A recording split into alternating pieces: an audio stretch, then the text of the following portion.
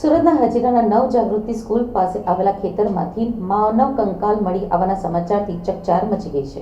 આ સમગ્ર બનાવને લઈને હજીરા પોલીસે સ્થળ ઉપર પહોંચી માનવ કંકાલનો કબજો લીધો અને નવી સિવિલ હોસ્પિટલ ખાતે ખસેડી ફોરેન્સિક તપાસ માટે મોકલ્યો છે.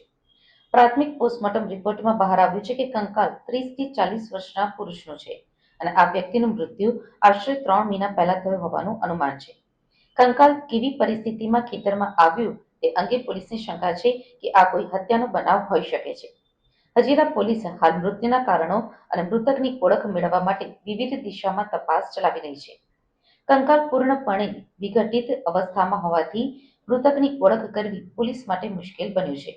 હજીરા પોલીસે મૃતકની ઓળખ મેળવવા માટે સ્થાનિક મિસિંગ પર્સન રિપોર્ટની તપાસ શરૂ કરી છે અને શહેરીજનોને પણ મૃતકને ઓળખવામાં મદદ કરવા માટે અનુરોધ કર્યો છે.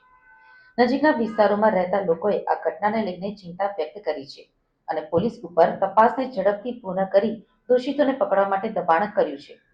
હજીરા પોલીસના એક અધિકારીએ જણાવ્યું છે કે અમે ફોરેન્સિક રિપોર્ટના આધારે આ કેસને આગળ ધપાવી રહ્યા છીએ.